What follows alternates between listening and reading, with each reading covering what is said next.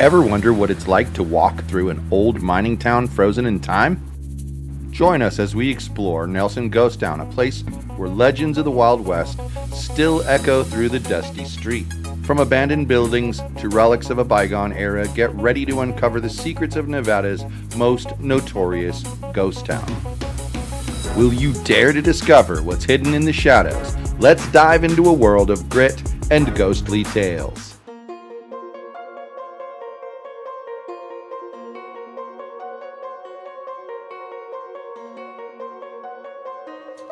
Nothing like a peaceful, quiet ghost town, middle of nowhere.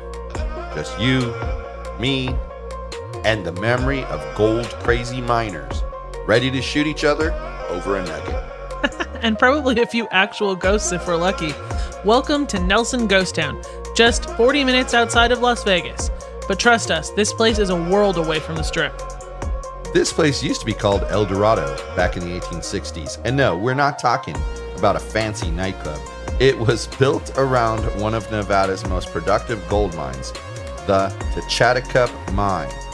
This mine was the real treasure chest. Gold, silver, and all that shiny stuff. But it wasn't all riches and rainbows here. Nelson was known for something else. Total lawlessness. Miners would fight over claims, and things got, well, a little out of hand. Let's just say if you didn't bring a pickaxe, you probably brought your gun. Yeah, the Wild West was basically the original reality TV.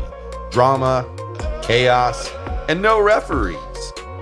But as with most gold rush towns, the good times couldn't last forever. By the early 1900s, the gold started to run dry, and so did Nelson. People packed up and left, turning this place into the picturesque ghost town that it is today. Fast forward to now, and Nelson is one of Nevada's coolest hidden gems, minus the crazy miners. It's a favorite for photographers, filmmakers, and people who just like to pretend they're living in the Old West for a day. Oh, and even YouTubers. Oh, and lastly, a fun fact. This place has starred in more movies, music videos, and commercials than we can count.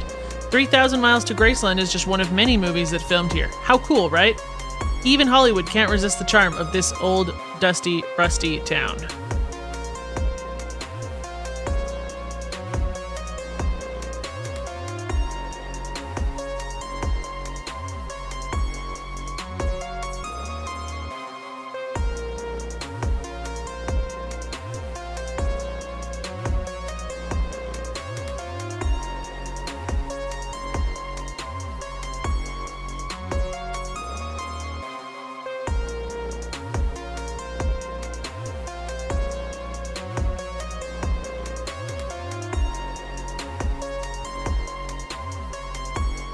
All right, so that's been Nelson's Ghost Town. It's been interesting.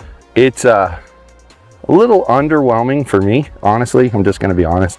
I was really excited to come here, and I thought there was going to be all this really cool stuff. And honestly, I think if you have kids, they will love it here. Love it. But be careful, because so far, as of today, and today's what, October 6th, they've seen 19 rattlesnakes in here. That's more than, 2 a month. And today, in the few hours we've been here, we've seen 32,807 wasps. Everywhere. So. And I'm highly allergic to wasp sting, but I just feel like it was not quite what it was advertised to me. Like, go see the plane crash, and you got to stay like 30 feet away from the plane crash. Yeah, there's one of the wasps flying around right now trying to attack the camera. Fucking stupid Sitting thing. On the camera. Well, at least it can't sting the camera. Anyway, so you have to stay like 30 feet away from the airplane. I mean, there's all sorts of things that I'm a little disappointed about, but overall, this is a really cool place. And I think if you like old towns and stuff like that, you'll love it here. Definitely a place to old come. Vehicles. There are a ton of old vehicles out here. Broken down equipment that they've just left out here. There's a really cool gift shop / country store over there that we saw. So yeah. It's no longer free to get in. It's $1 each.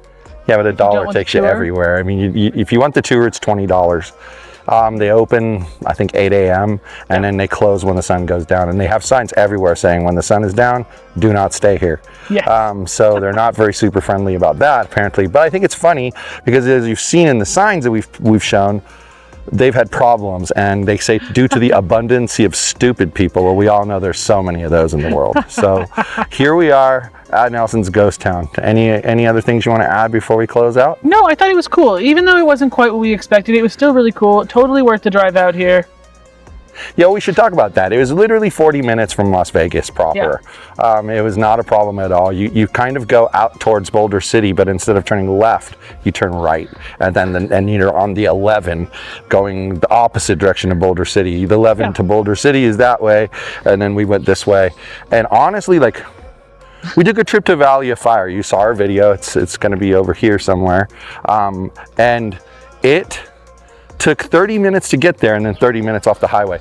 This was like 30 minutes to get here and like 10 minutes off the highway. It wasn't bad at all. It's fine. So if you enjoyed this video and you got value out of the video, please like the video. Please subscribe to the channel. Please ring the bell notification so you're notified every time new videos come out from what happens in Vegas. And don't forget, drop us comments below, especially if you've been here before. Tell us your favorite part.